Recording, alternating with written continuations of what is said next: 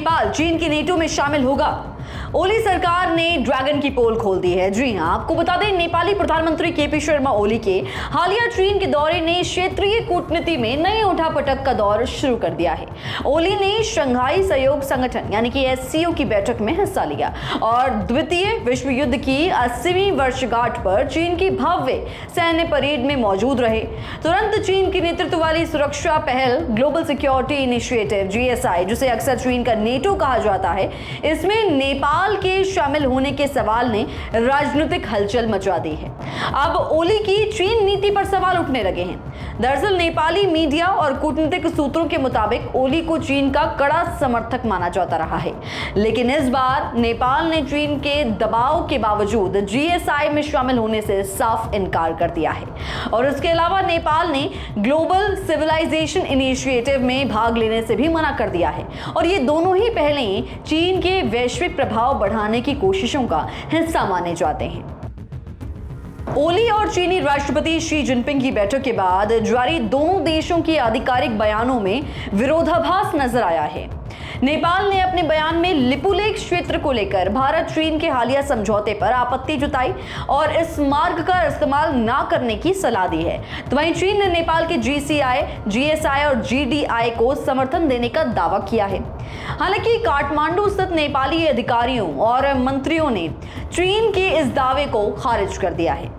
संस्कृति, पर्यटन और नागरिक उड्डयन मंत्री ब्रंदी पांडे ने स्पष्ट किया है कि ओली और शी बैठक में ऐसा कोई मुद्दे पर चर्चा नहीं हुई है। नेपाल का चीन को लेकर सख्त रुख सामने आया है। नेपाल के पूर्व राजदूत विष्णु पुकार श्रेष्ठ ने काठमांडू पोस्ट को बताया कि नेपाल ने बार बार चीन को साफ कर दिया है कि वो कई कारणों से GSI का हिस्सा नहीं बनेगा। उन्होंने कहा कि GCI पर हमारा रुख थोड़ा नर्म है, लेकिन GSI को हमने पूरी तरह से खारिज कर दिया है।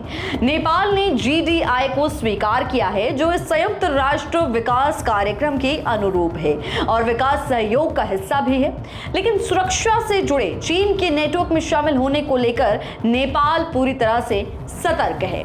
लिपुलेख को लेकर कड़ा संदेश दिया गया है नेपाल की ओर से। नेपाल के बयान में लिपुलेख का मुद्दा प्रमुख था, जबकि चीन के बयान से यह पूरी तरह से गायब रहा। नेपाल ने इस क्षेत्र पर अपना दावा दोहराते हुए भारत चीन व्यापार के इस मार्ग पर उपयोग पर रोक लगाने की बात कही, जो भारत चीन सीमा विवाद में नए ज्वलंतता पैदा कर सकता है।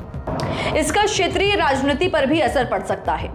नेपाल की ये नीति भारत के लिए राहत भरी है, क्योंकि लिपुलेख के रास्ते पर चीन के विस्तारवादी दावे भारत की सुरक्षा के लिए चिंता का विषय रहे हैं। दूसरी ओर चीन के लिए ये झटका है, क्योंकि वो दक्षिण एशिया में अपनी सैन्य और कूटनीतिक पकड़ मजबूत करने की योजना बना रहा था।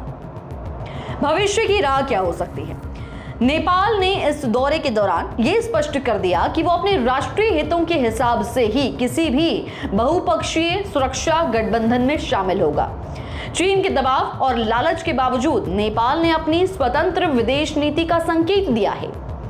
अब देखना यह होगा कि चीन और नेपाल के बीच रिश्ते किस दिशा में जाएंगे और भारत इस 3 पक्षीय समीकरण को कैसे संभालता है। देखते रहिए जी भारत। मैं हूं आपके साथ दीपाली सिन्हा।